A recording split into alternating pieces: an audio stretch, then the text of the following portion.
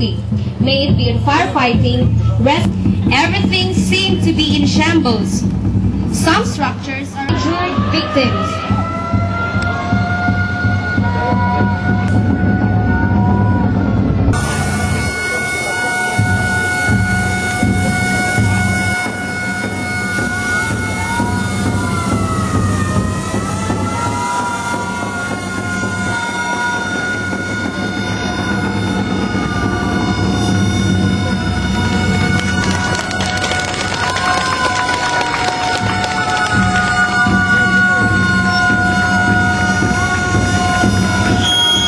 The firefighters will respond to a fire alarm classified as structural fire with exposure to hazardous materials.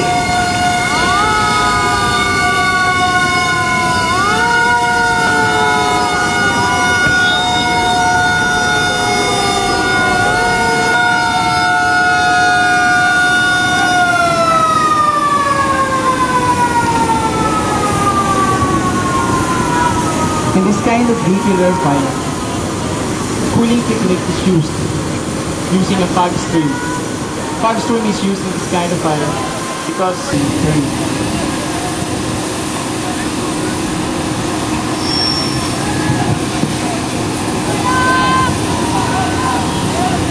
The ground commander is sizing up the scene to assess the situation for the execution of a particular fire plan.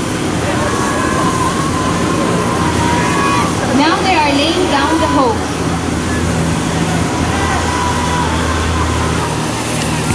Two lines are drawn.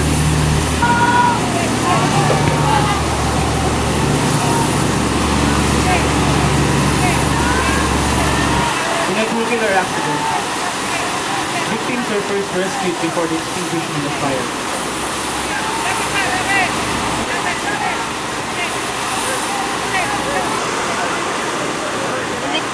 The first line is for fire suppression, control the hazmat using a fire free. And the second line is for fire suppression at the building.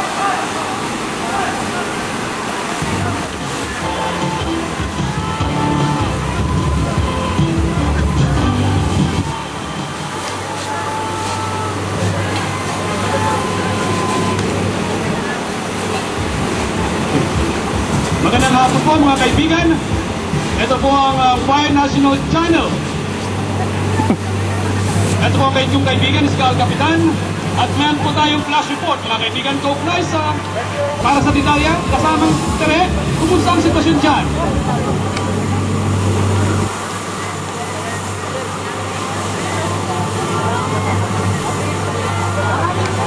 Maraming salamat ay nandito pa lamang ang nakaraan. Nagpunta na po dito na tulog dahil na rin sa pagbagsak biglang matataas na butali sa lugar.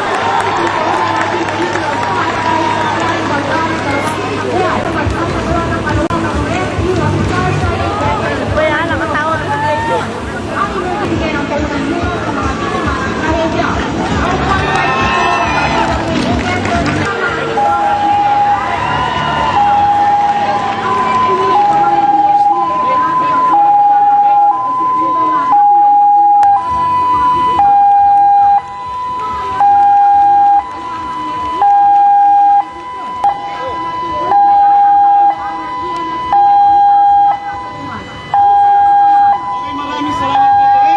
Ang kabayanan po ang mga susunod pang update sa ating live coverage sa ngayon ito. Sisigapin din natin ugnayan yung mga ilang kumikilala para sa ilan pang impormasyon. Ito po si Al Kapitan para sa Fire National Channel. Meanwhile, in low rescue, different techniques are used in low angle or high angle means of access to reach trapped victims. Descending techniques are used in lowering victims from victim under and back carry. The unconscious victim found in the corridor. The victim is then endorsed to the medical first responder for proper medical treatment. One of the victims has burned and fractured. Physical examination has found out that the victim has fractured in her left forearm. They are now treating the injuries. For fracture, they are stabilizing the injured part using slings and cravats. For burn, they are applying sterile gauze, checking vital signs, and take sample. Okay,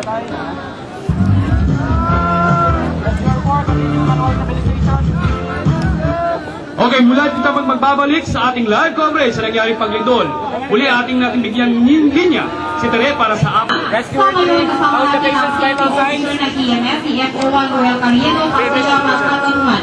Magandang mga kaponsir kasama ko rin dito sa area.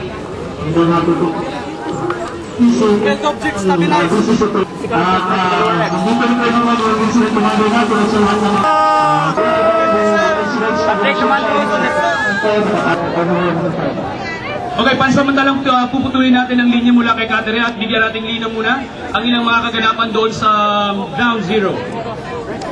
The unconscious victim found on top of the tower is being rescued, assisted, packed, and lowered with the use of stretcher and hauling ropes. The victim is then endorsed to the medical first responder for proper medical treatment. The rescuers are performing standard Australian rappel.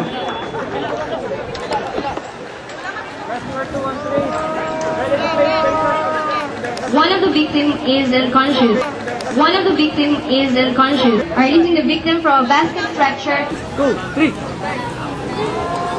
Ready to place patient on the spine board on 3. The rescuer is about to descend using that. 1, 2, 3. Ready to move patient down on 3. 1, 2, 3.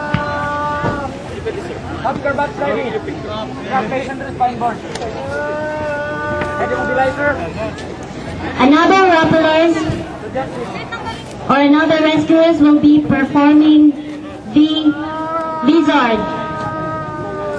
Punta na po, sir.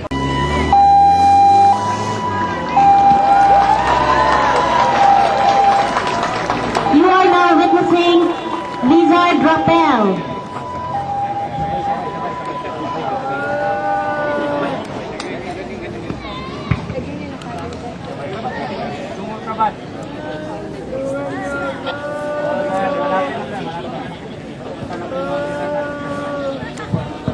One of the patient is placed on a backboard and is being lashed. Another rescuer is performing. One of the patient is being responded by the MFR and she is performing now a CPR because the victim has no pulse and breath.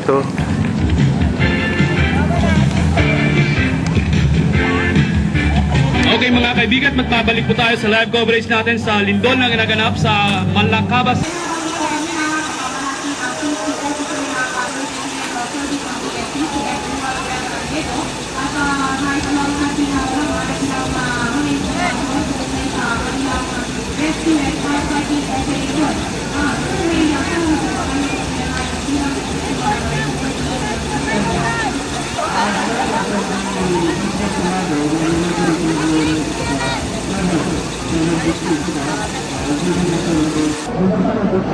Okay, maraming pong salamat sir at magbabalik po tayo kay Tere. Tere.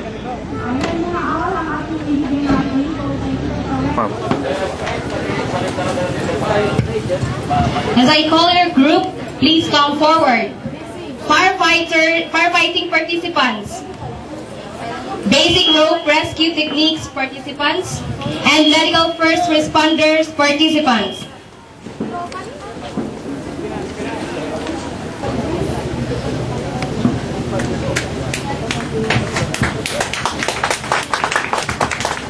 Ladies and gentlemen, the performers of the Tri-Skills demonstration, let us all give them a round of applause for their performances.